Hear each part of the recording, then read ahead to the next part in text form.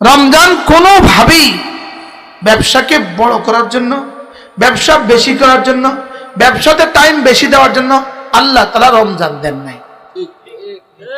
রমজান শুধু বাণিজ্যের জন্য রমজান দেন নাই, বলেন। শুধু দুনিয়ার বাণিজ্যের জন্য রমজান দেন নাই, বলেন বলেন বলেন। শুধু দুনিয়ার বাণিজ্যের জন্য কি দেন নাই? এজন্য ওরা বড় দুর্ভাগা যারা রমজানকে বাণিজ্যের জন্য বানিয়েছে। ওরা বড় দুর্ভাগা যারা রমজানকে শুধুই জাগতিক বাণিজ্যের জন্য বানিয়েছে।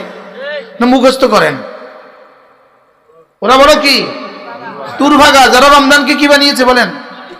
শুধু রমজানকে বাণিজ্যের জন্য বানিয়েছে।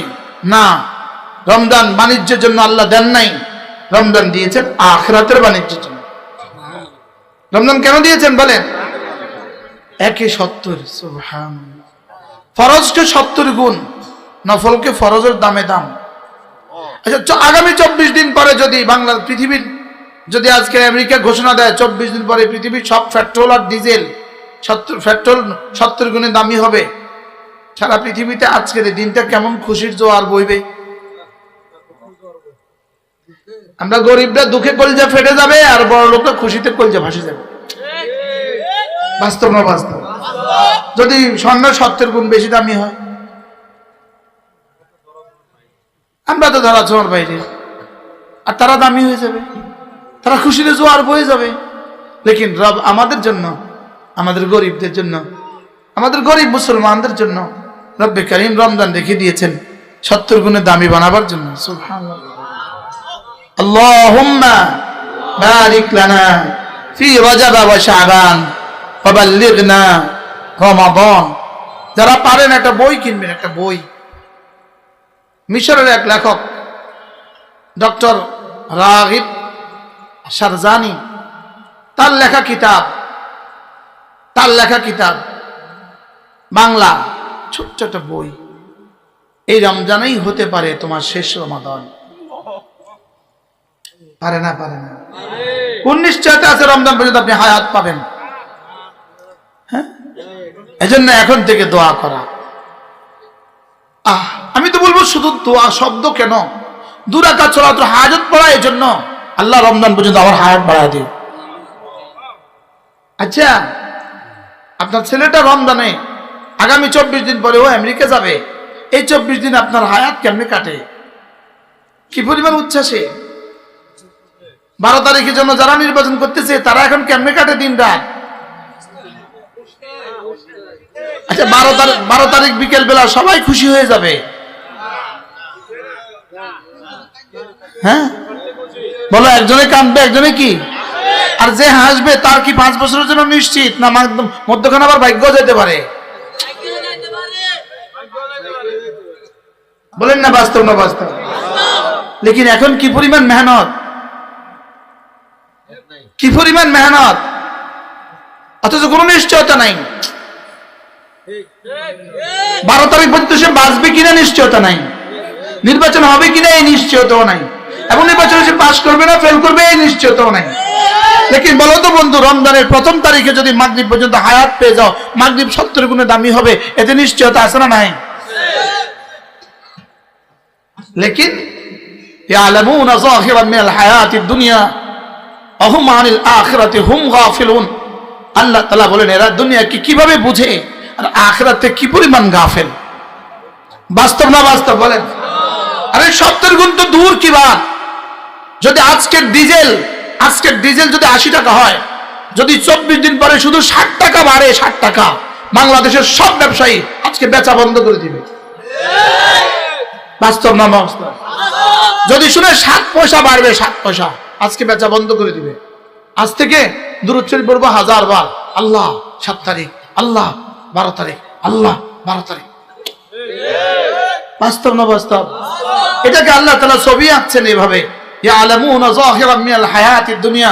ওরা দুনিয়া বুঝে। বলেন, দুনিয়া কি পরিমাণ অঙ্ক করে? যারা এখন নির্বাচনের প্রার্থী তারা কি পরিমাণ অঙ্ক করছে, কে কি পরিমাণ স্বপ্ন দেখছে। স্বপ্নের শেষ নাই, আর স্বপ্ন দেখাইতেও শেষ নাই।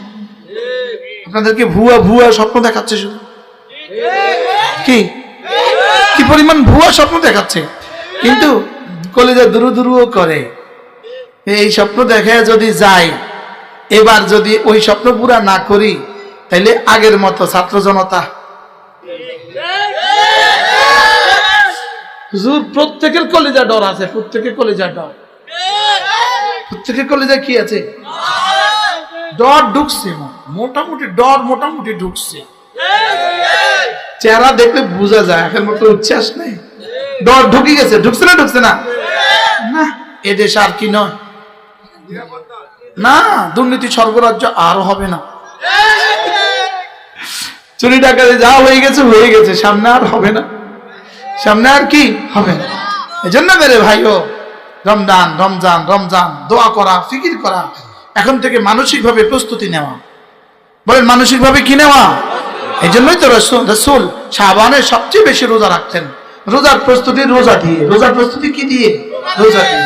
আমাদের শিববি সাহেব হুজুর দামাত বারাকাত অনেক সুন্দর করে বলেছেন। মেরে ভাইও, রোজা যদি হয় ফরজ, যদি নি ফরজ না অবশ্যই ফরজ। রোজা অবশ্যই ফরজ, নামাজ অবশ্যই ফরজ। নামাজ আর রোজা অবশ্যই ফরজ। যেটাকে রব ফরজ করেছেন মূলত এটার জন্যই রব বানিয়েছেন, মূলত এটার জন্যই রব বানিয়েছেন। বলেন বুঝে নাই?